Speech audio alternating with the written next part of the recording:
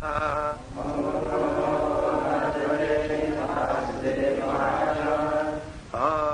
Namo Bhagavate Vasudevaya.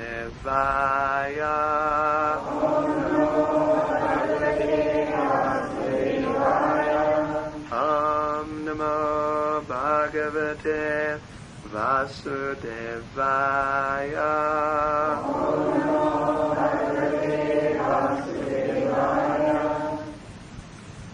So tonight we will read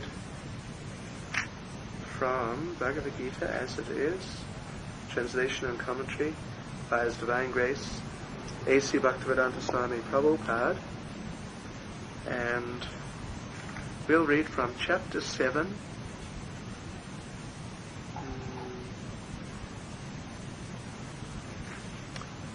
Let us see.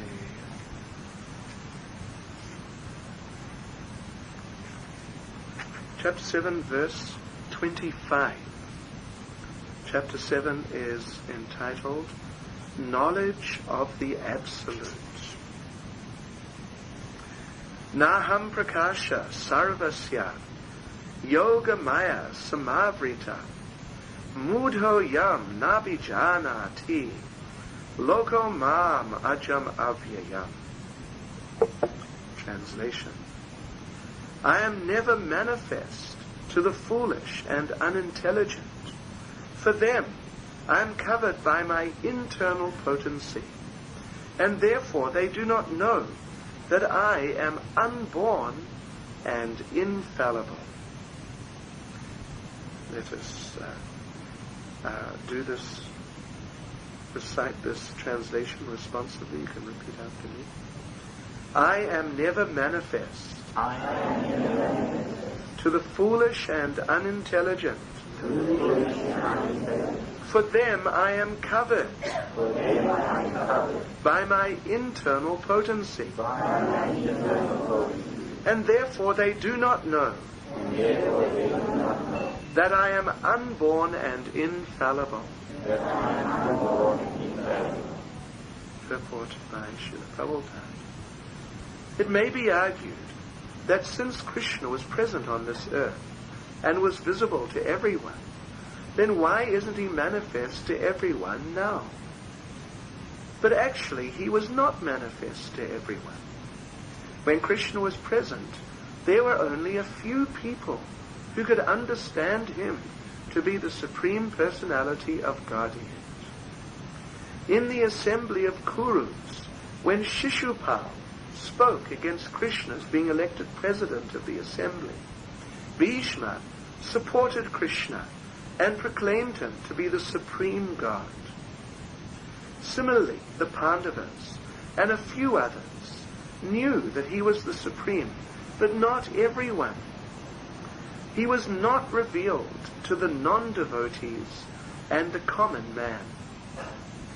Therefore, in the Bhagavad Gita, Krishna says that but for his pure devotees, all men consider him to be like themselves. He was manifest only to his devotees as the reservoir of all pleasure. But to others, to unintelligent non-devotees, he was covered by his internal potency. In the prayers of Kunti, in the Srimad Bhagavatam 1.8.19, it is said that the Lord is covered by the curtain of Yoga Maya, and thus ordinary people cannot understand him. This Yoga Maya curtain is also confirmed in the Ishopanishad, Mantra 15, in which the devotee prays, Haranmayena patrena satyasya pihitam mukham tatvam pushan apavrinu satya dharmaya drishtaye. Which means, O my Lord, you are the maintainer of the entire universe, and devotional service to you is the highest religious principle. Therefore, I pray that you will also maintain me. Your transcendental form is covered by the Yoga Maya. The Brahma Jyoti is the covering of the internal potency. may you kindly remove this glowing effulgence that impedes my seeing your Satchit Ananda Vigraha, your eternal form of bliss and knowledge. Unquote. The Supreme Personality of Godhead, in his transcendental form of bliss and knowledge, is covered by the internal potency of the Brahmajyoti, and the less intelligent impersonalists cannot see the Supreme on this account. Also, in the Srimad Bhagavatam 10.14.7, there is this prayer by Brahma: O Supreme Personality of Godhead, O Supersoul, O Master of all mystery, who can calculate your potency and pastimes in this world? You're always expanding your internal potency, and therefore no one can understand you. Learned scientists and learned scholars. We don't have those.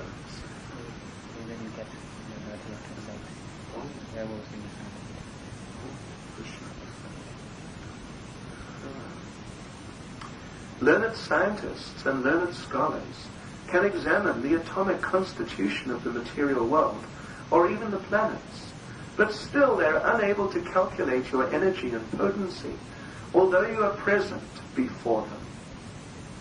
Unquote. The Supreme Personality of Godhead, Lord Krishna, is not only unborn, but also avyaya, inexhaustible. His eternal form is bliss and knowledge, and his energies are all inexhaustible. Naham prakasha sarvasya yogamaya samavrita mudho yam navijanati lokomam ajam avyayam. Translation: I am never manifest to the foolish and unintelligent. For them I am covered by my internal potency, and therefore they do not know that I am unborn and infallible. Om Jnanatam Randasya Jnananjana Shlakaya Chakshuramilutam Yena Tasmai Shri Gurave Namaha Shri Chaitanya Manobishtam Stapitam Yena Bhutane Swayam Rupa Kadamayam Tadati Swaha Panchagapatarubias Chakriva Sindhuvyeva Manidanam Bhavanebhyo Vaishnavebhyo Namo Namaha Shri Krishna Chaitanya Prabhu Nityananda Shri Advaita Gadadha Shri Vasari Gaura Bhaktivinoda Hare Krishna, Krishna Krishna, Hare Hare, Hare Rama, Rama Rama, Hare Hare. This is quite a well-known verse in Bhagavad Gita. Lord Krishna is talking about different types of people who misunderstand him, who don't understand him, and somehow they come to some faulty conclusion about who he is, what is his position, and what he may do or not do, or be able to do or not be able to do.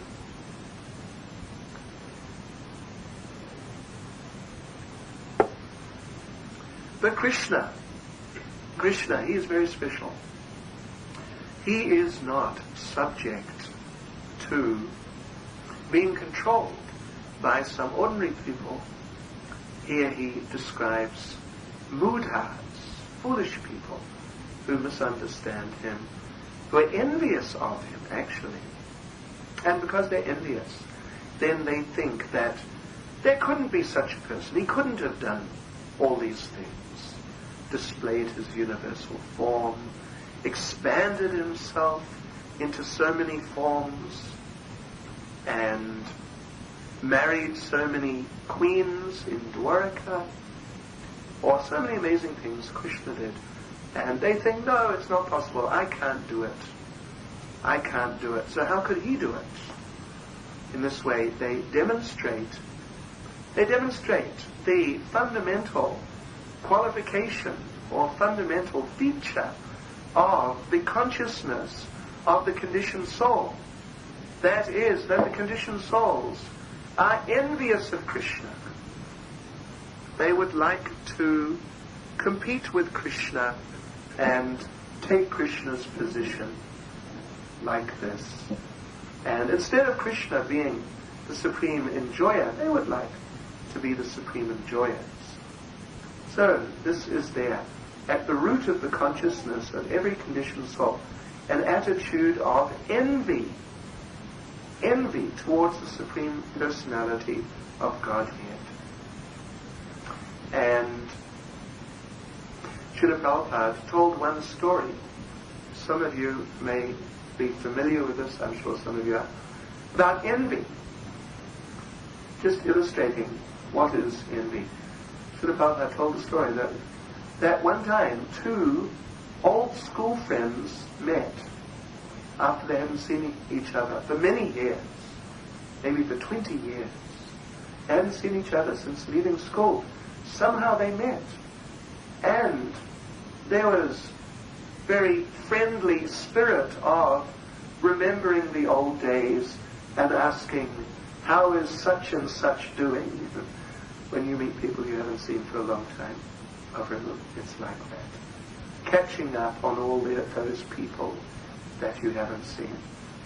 So one of them asked the other, and what about such and such? What a silly fool he was. And the other man said, well, no, actually, you might be surprised, but he is now a high court judge. Yes, he is very important and very respected and very responsible duties. Very intelligent man. And the first person said, what? Him? I don't believe it. I remember him from those days. What a foolish person. He could never be a high court judge. It's not possible. And the other person said, no. It's definitely true. I was there. I saw him. And the first man said, well, maybe, but I'm sure they're not paying him. So it should have told us. Envy. Enviousness. So the root of all envy is that envy that we have, that attitude we have towards Krishna.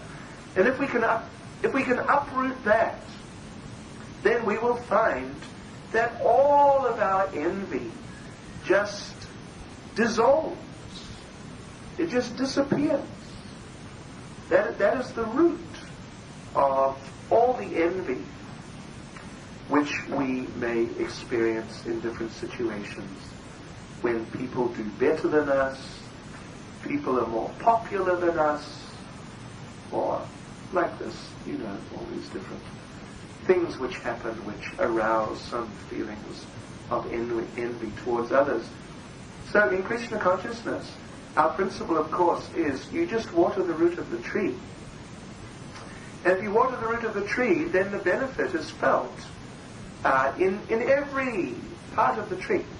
All of the leaves and fruits and flowers and twigs and branches. Every little part of the tree will be nourished just by watering the root of the tree. And it is not that you have to go to every leaf or fruit or flower and put a little water there, and in this way you might think that you are addressing the needs of that particular thing in the best way by directly offering some water. No, actually you really help all the parts of the tree when you, in the best way and in the only real and truly effective way, when you water the root of the tree. So similarly, we are prone to be envious. Have any of you ever experienced that? Did you? A little bit? He says he experienced it a little bit. Any of you ladies? No? Oh, you're doing pretty well. So we might have experienced a little envy sometimes. And naturally a devotee Because devotees are very special people. Devotees are very sensitive people, and they're very concerned about how they are and how they're conducting themselves, and they don't want to do the wrong things and be offensive. So therefore devotees are often concerned about being envious, and they want to not be envious and on the lookout like that. Whereas materialistic people, they may not be so concerned generally. But if we really want to get rid of our propensity to become envious, then we should give up our envy towards Krishna. What does that mean, our envy towards Krishna? We may not be sitting here thinking, oh, Krishna, I don't like how he's worshipped so much. Something like that. We may not be directly thinking in some sort of, way about Krishna like that. But still,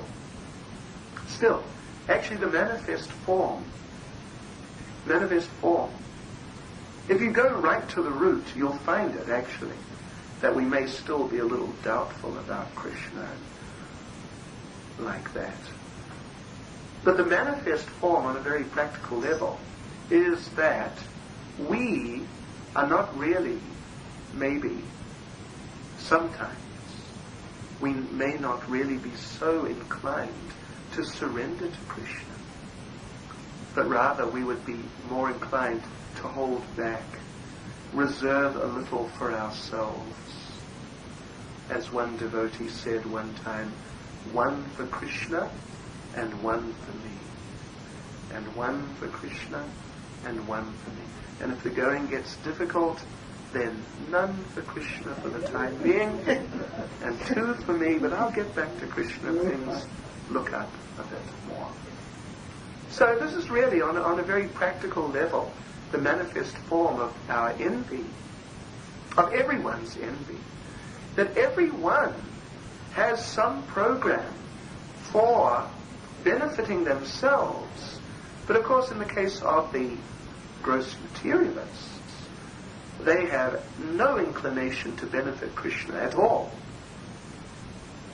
But in the case of us as aspiring devotees, trying to become devotees and get free from all these things, then the manifest form is that sometimes then we're not really so inclined to surrender to Krishna, but we're more concerned about ourselves and looking after ourselves like this.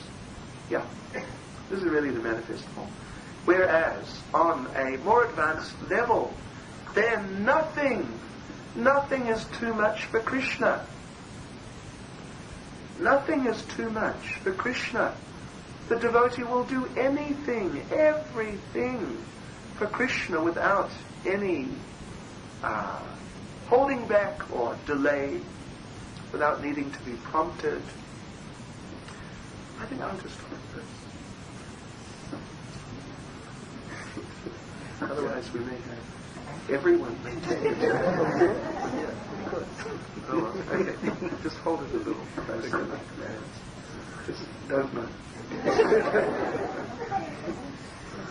Yes. So this is our problem really, because we're all trying to become devotees. But we're all coming from material existence, and we're conditioned by material existence in many ways. But we're trying to move forward to come to that point of pure devotional service. But sometimes we don't really want to surrender so much, and we want to hold back for ourselves and look after ourselves, or even sometimes we may directly try to promote our own interest and sort of neglect Krishna's interest. But advancement in devotional service and becoming free from envy means that we become more and more genuinely concerned about pleasing Krishna, and less really concerned about pleasing ourselves and helping ourselves, and like this. So anyway, here Lord Krishna is talking about how he relates with those people, the envious people, the foolish mudha. He uses that term, mudha. Mudha means foolish person, unintelligent person. So how does Krishna relate with such a person, with such people? He says, Yoga Maya Samavrita, I am covered by my Yoga Maya, internal potency, that deluding Maya potency, illusory potency, which encourages people to think or to conclude about things in ways which are not correct, and to perceive things in ways that are not correct. Yes, so Krishna says, for those mudhas, those foolish, unintelligent people, those non-devotees, those people who are envious, they're really envious of him, then he doesn't manifest himself. He doesn't manifest himself. But to the devotees he does, and at least in due course of time. So Krishna is very amazing and very special like this.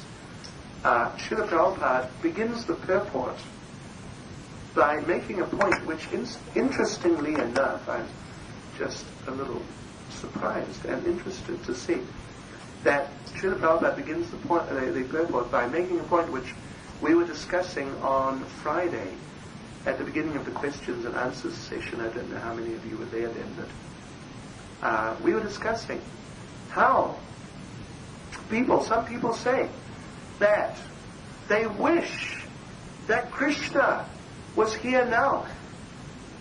Why won't Krishna just walk in and just, as he did with Lord Brahma, he walked up to Brahma and shook his hand. Why won't Krishna just walk up to me and say, here I am. Here I am. Shri Shri Nitai Gaura Hari Gita. Shri Shri Nitai Sachi Sutta Gita. I can just hold it. I think it's not complicated. Yeah, some people think that wouldn't it be nice if Krishna would just walk in here right now? Of course, for the devotees it would be nice.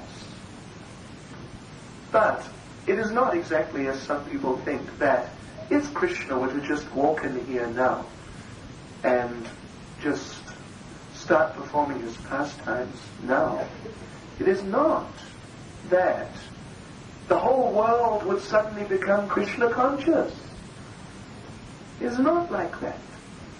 And Srila Prabhupada explains that Krishna, when Krishna was here 5,000 years ago, then many people didn't recognize him or understand that he was the Supreme Personality of Godhead.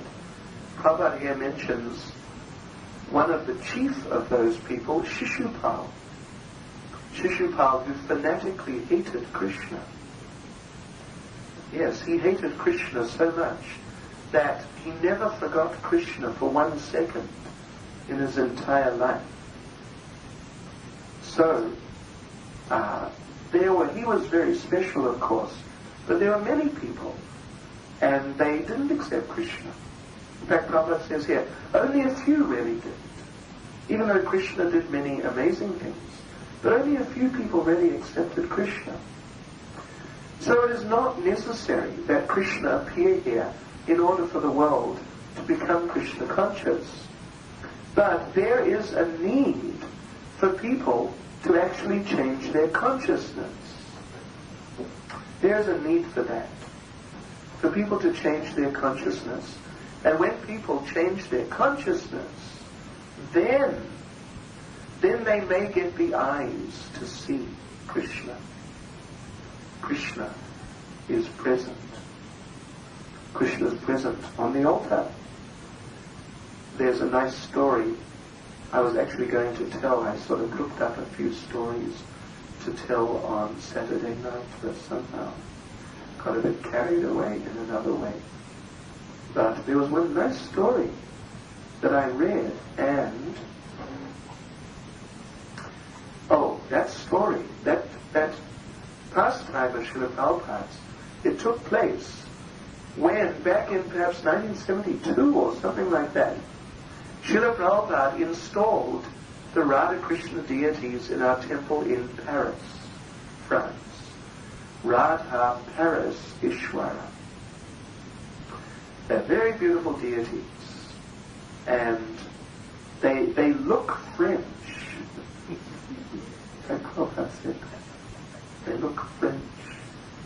Very kind of, sophisticated and fashionable or something like that. Maybe. Yes. So anyway, Srila Prabhupada performed the installation ceremony, and then afterwards, at the end of it, he performed the first arati. And some devotees took some photos. And then, the next day, I think, they had the photos developed. And they're showing Srila Prabhupada. There's Prabhupada bathing the deities and doing all the different functions. He did everything. He did the fire sacrifice. He did the abhishek. Then he did the arati. Prabhupada looked through the pictures, and he was looking at the pictures of himself doing arati to Krishna, to Radha Krishna. And Srila Prabhupada, his mood when he got to those pictures, his mood was one of great joy, transcendental joy and jollity and, like deep satisfaction. He was smiling, beaming, looking at his photos. Then he saw one photo, and his face just lit up like glee, excited.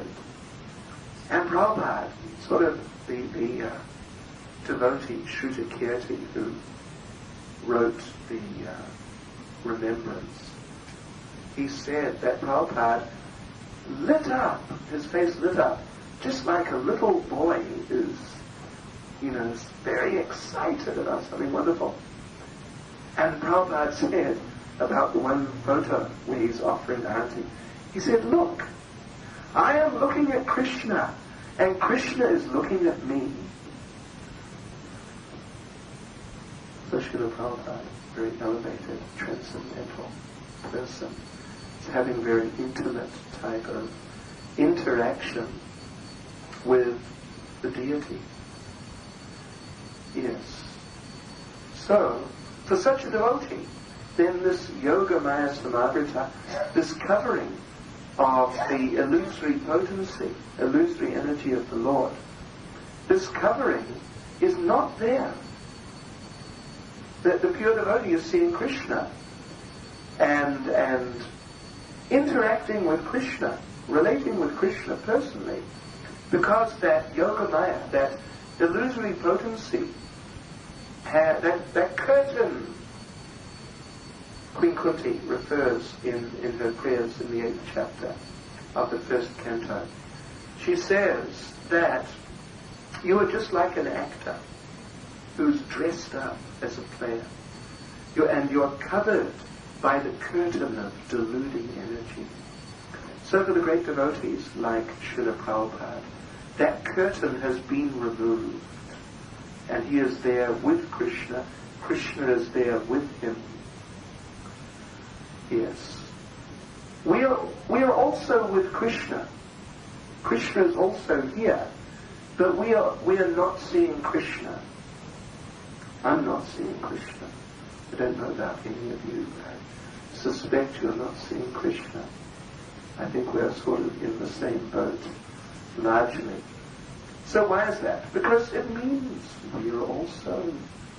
we're still covered by the yoga maya samavrita. Not as much as those who are just grossly in maya, grossly envious, not that much. But still it's there. Still there. So we're not really seeing Krishna. Although sometimes, of course, for the aspiring devotees, Krishna reveals himself in different ways. But that is, little sort of indirect, or not in that very direct sense of walking up to you face to face and saying, hello. Not like that. Which I think also is a very nice one. It's different from that one. It's very short. Srila Prabhupada was walking somewhere in a city in America, in a park, sort of on the edge of the main central area with the big buildings and everything. So they walked through the park, and they came to one children's playground, and like an amusement park for children, all sorts of machines and rides, and quite sort of a high-tech children's playground. And on it, the name of that playground, it said, Children's Fairyland. Srila Prabhupada turned and pointed to these skyscrapers, said, Adults Fairyland. Yes. So the more we're caught up in it all, and it means everything, or it means a lot to us, being caught in the day-to-day existence, humdrum existence, which is actually the existence of the mood house. The more we're caught up in it in the sense of embracing it, as if it was something very important and real and necessary and even desirable, then it means we're also kind of in the same position. Yeah. Kind of caught in that same position, like those materialistic people. Under the influence of that yogamaya, that deluding energy. So we have to get out of that. And Lord Brahma says in Brahma Samhita, Vedeshu durlabham adurlabham atma bhakto. That to understand Krishna clearly and in truth, in reality, to understand Krishna, that even by studying the Vedas, Vedeshu durlabham, very difficult, but adurlabham atma bhakto. The more we develop that mood of devotion, the more we surrender to Krishna and put Krishna's interests ahead of ours, and we stop worrying so much about ourselves and how we're doing and making sure we're going to be all right, and like that, our own independent plans to protect ourselves. So the more we actually become absorbed in that mood of bhakti, of devotion, of pleasing Krishna, then the more that yoga maya smarita, the more that curtain of the deluding energy will be removed. Yes, because we are in that process right now. This is what it's all about. We're trying to bridge that gap from that side, that one side of mudo yam abhijanati, of just being completely bewildered by the material energy. Bridge that gap, cross over to the other side, where we are face to face with Krishna. Premanjana charita bhakti valojanena santa sadaiva hridayeshu vilokayanti, where the devotee whose eyes have been anointed with the ointment of love, then they see Krishna within their hearts. They always see Krishna within their hearts. They are with Krishna. So we're somewhere in between, isn't it? And sometimes, we're heading, trying to go in that direction towards Krishna. Sometimes we hit a little detour or something, a roadblock, some obstruction, as they say in India, in North India, when you come to the roadworks, Savadhan, yes, Savadhan means a warning, watch out. And actually we have that word, it appears in the song Sri Guru Charana Padma. What is it? Sri Guru Charana Padma Kevala Bhakati Sana Bando Mui Savadhan Mate. Yeah. So there we're getting a little hint, or we're being told very clearly really, that Narottam Das Thakur says that the lotus feet of the spiritual master are the only way to attain pure devotional service. So, therefore I bow down to those lotus feet, savadhan, very carefully, with great care and attention. When the first time, of course I've driven down many a road in India, seen many a vehicle on its side. They call it, when the trucks go onto their side, in a light-hearted way, they call it lorry sleeping. Lorry sleeping. Yes. Of course, the poor driver, he may be sort of sleeping in a certain sense. Lorry sleeping. So, as I started to learn a little bit of Sanskrit, a little bit of Hindi, I could read what it says. I thought, it says savadhan. When you come to the roadworks, watch out. Watch out. Yeah, so we have to watch out that we don't hit a little detour, hit a bump. We can use these types of metaphors. Hit a pothole, like in Russia. The whole car disappears in the pothole. The pothole may be 1 meter deep. Yes, so devotional service is like that. Sometimes it's said that the path of devotional service is like walking on a razor's edge. You heard that? Yeah. Because we don't want to scare you. Put you off, put you on the defensive. It's said like that sometimes. Prabhupada used that concept many times. So that means that you've got to be careful, because when you're dealing with a razor blade, just a moment's inattention, you can get a nasty cut quite easily. Yes. So therefore this song is said, Sri Guru Charana Padma Kevala Bhakati Swapna Bando Mui Savadhan Mate. That if we're really going to make progress in Krishna consciousness and get free from this yoga maya samavita, this curtain of deluding energy, then we should take shelter of the lotus feet of the spiritual master. And that means particularly, of course, anyway, that means particularly, or first it means that we should take shelter of the lotus feet of Srila Prabhupada. He is the first of all of our spiritual masters, even though, of course, many of you have your own spiritual masters also. But Srila Prabhupada is actually the first spiritual master of all of us. Yes. His instructions are forming the very foundation, and more than just the foundation, but practically the structure of the whole process of Krishna consciousness as we are practicing it.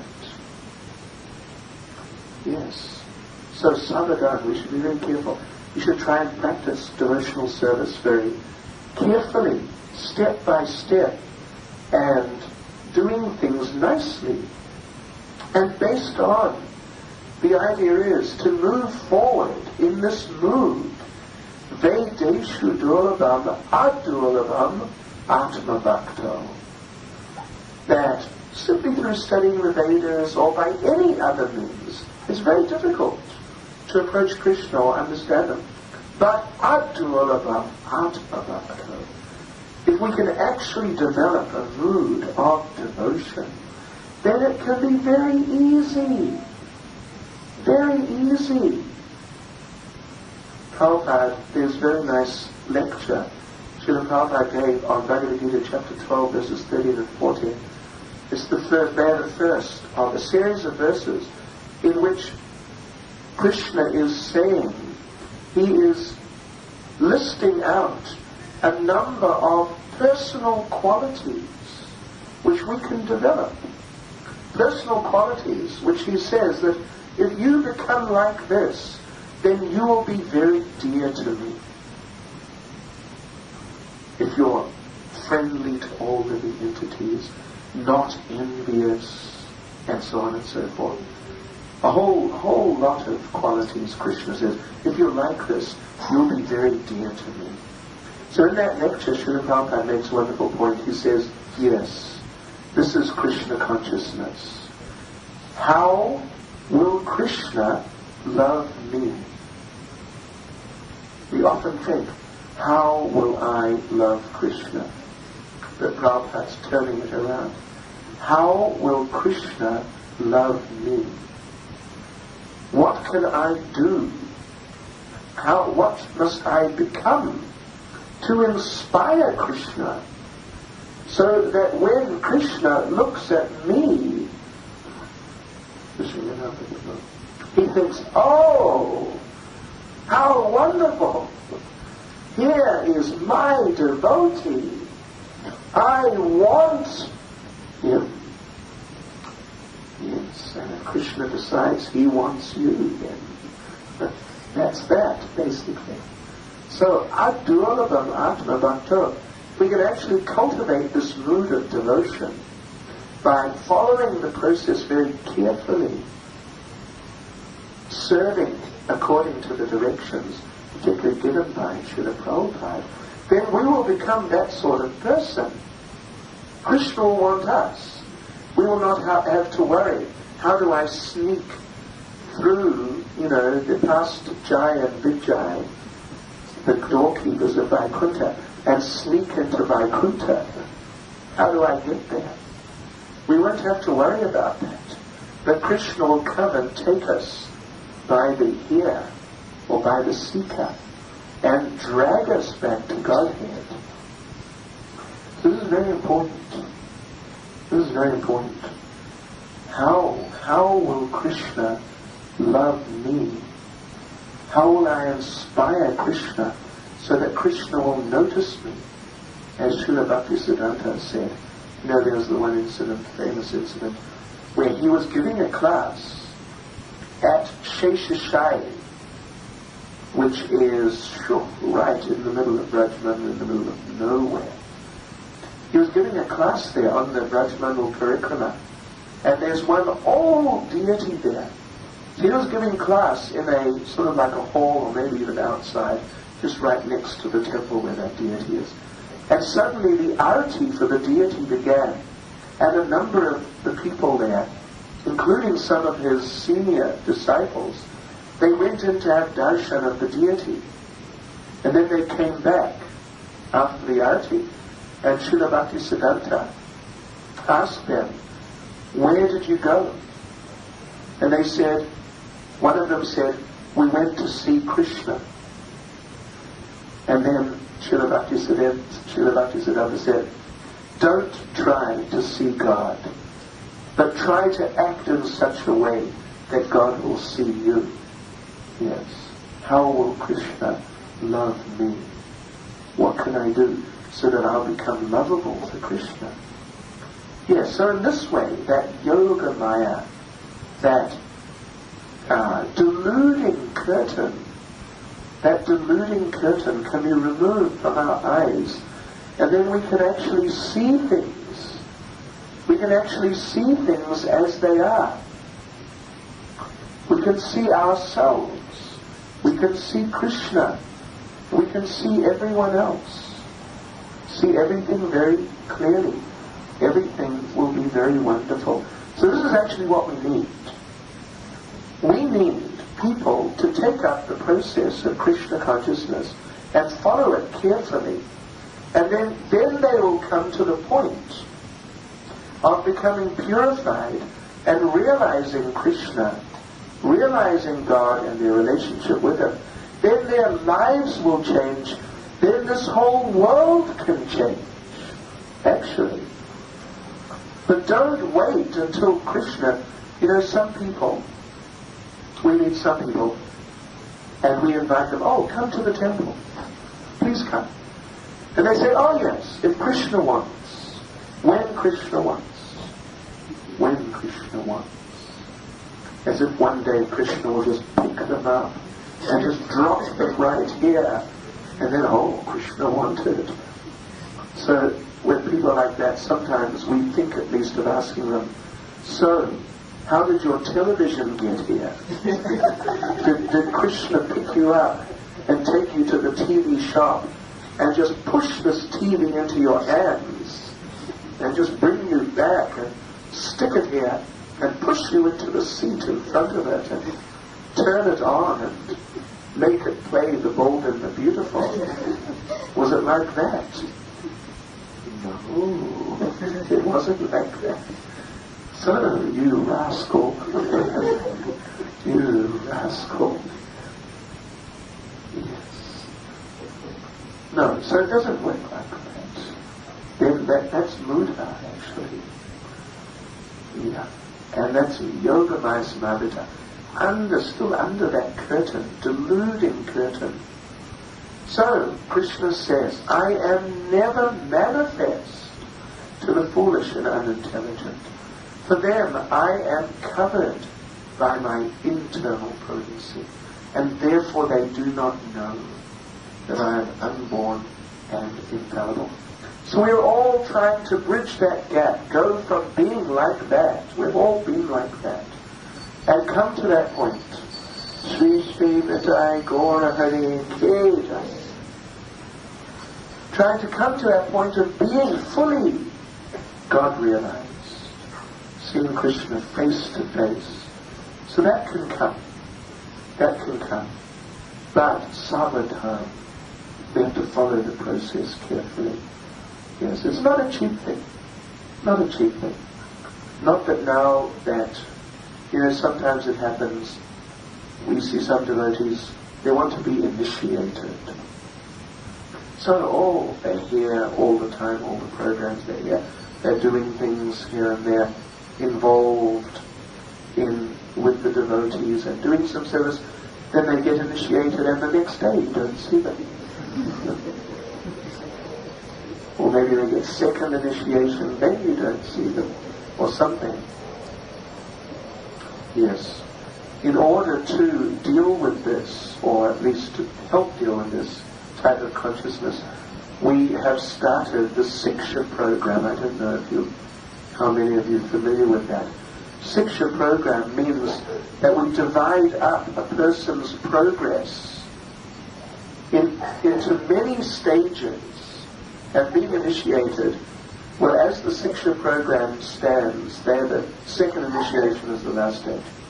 But we are thinking of making sannyas, adding sannyas, and possibly going back to Godhead. We were thinking of going back to Godhead, becoming fully Krishna conscious, the last stage, with all different stages, after second initiation, keep people on their toes. Of course, who's going to judge that? Get past a certain point, it becomes a little difficult to judge. But anyway, just by the way, yeah. So we don't want to be lazy people. We want to move forward. We should always be thinking, what is my next step forward? For me, we're all individuals. We're here maybe 40, 50 individuals or so. So we're all in 40 or 50 different positions. Yeah, because we're all individuals. So for each of us, the next step is a particular step which is particular to us, specific to us. Yeah. It's not the same for all of us.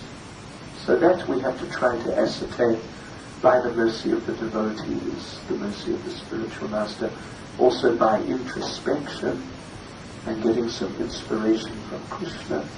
But we should try and take Krishna consciousness like this. If we want to get out of this trap, covered by the illusory energy, if we want to get out of this trap, then we have to really try to see what is actually the next step forward for me. Try and ascertain that as carefully as we can, and then take it. Yeah. Don't just speculate on your own without consulting. Because if you speculate on your own, then you may think that the next step, is something else, the wrong step. And then you may just throw yourself out. But if we take shelter nicely and get Krishna's mercy from within, the help of the devotees from outside, we can see what is the next step. And then we can move forward and progress in our Krishna consciousness. Krishna consciousness is meant to be like that, progressive, not just a thing. You just become Krishna conscious, and once you are, you are. And all the devotees are. So they're all, it's just one thing. No, it's very progressive. Hare Krishna. Any comments or questions?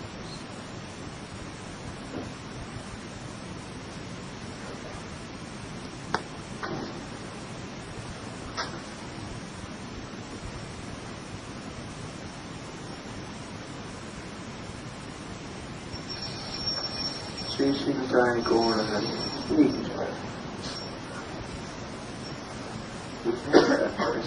Yeah? Does Vishnu manifest himself as Hari Hara, half Vishnu and half Shiva? I saw the Rameshwar temple's calendar with such a picture. Well, I don't know about the Rameshwar temple, but there's a famous deity in Navadvip who is called Hari Hara, and he is half Vishnu and half Shiva. Do you remember the story behind that? I don't remember the story exactly. But he is half Vishnu and half Shiva. So, and there's a whole pastime behind that. But, like in the different temples you find around here and there, then, they're often not really entirely authentic. They're often a little speculative, and we should really, preferably, we have another question too. We should preferably just stick with that which is truly authorized.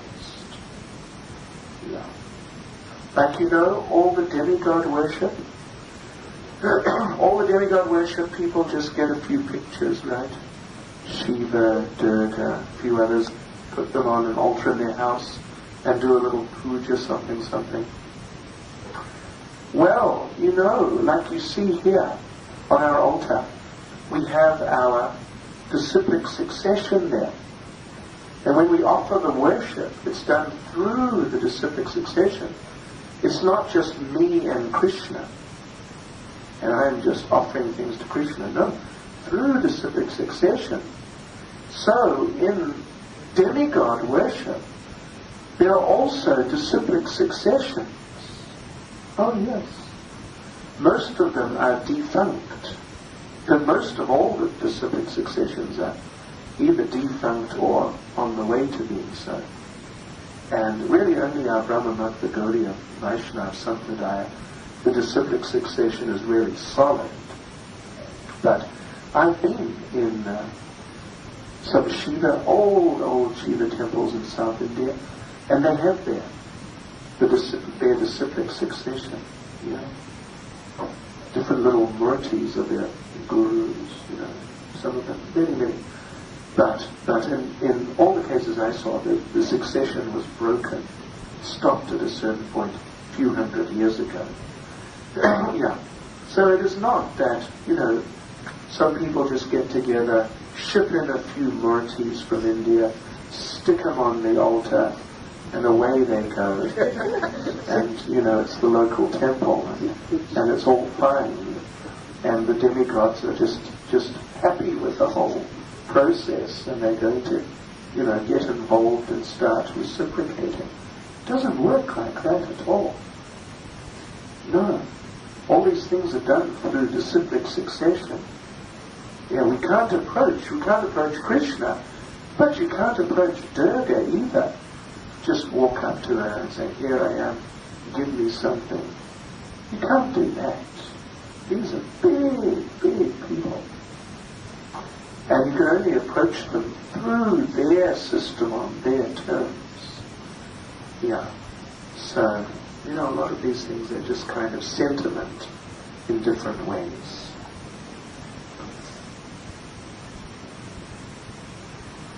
Sure, boy, this is an interesting question. Should one feel obliged to take initiation from a guru who constantly smiles at one? We will look very stern. Writes letters and visits one's home. Who constantly smiles at one, writes letters, and visits one's home. How to know who is one's guru?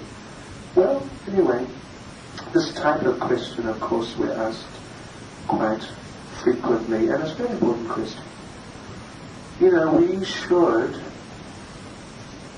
take initiation from the person who helps us the most in our Krishna consciousness and inspires us the most. That's who we should take initiation from. Of course, if people smile at you, that's nice, isn't it? And if you don't like it, well, I don't know, what does that mean? And it depends, if this person is just writing letters to you, every week there's just another letter appearing there. If you are writing letters and the guru is writing back, then don't feel bad about that. Anyway, it's meant to be like that whoever helps you actually in guiding you forward, and it's meant to be a practical relationship of being instructed or asking questions, receiving instructions and encouragement, which might include being smiled at. And, things like this. In practical terms, so you can actually move forward in your Krishna consciousness. That's really the best thing. That's what the relationship is meant to be. That you are asking questions and getting good direction and advice and rendering service, reciprocating by rendering service. Okay, so here we have another question. If a person was sinful all their life, and at the time of death chants the holy name, what happens to those sinful activities? Well, the person, it's quite a good question really, because there are different types of chanting. Like the classic story is the story of Ajamil. I think many of you would have heard of him. And at the time of death, he'd been very sinful. But at the time of death, somehow or other, there were some special circumstances, and he chanted the holy names. But now that chanting was of a particular type. It's not that there's chanting of the holy names, there's just one type of chanting of the holy names. And, once anyone who chants, they're just doing it in that way. No, there are different levels of chanting. So that chanting of Ajamil, that's called Namabas. that means that it wasn't offensive. It wasn't offensive means he wasn't trying to use the holy name to get something material. Yeah. He wasn't sort of misconstruing. If you know what the 10 offenses are, then you would know what we mean by it not being offensive. He wasn't speculating about it. He just called out in an innocent way, really. So it wasn't offensive, but it wasn't pure. It wasn't done in pure loving devotion. It wasn't done like that. It was somewhere in between. So that is called none of us. There are actually 3 stages, really. Offensive,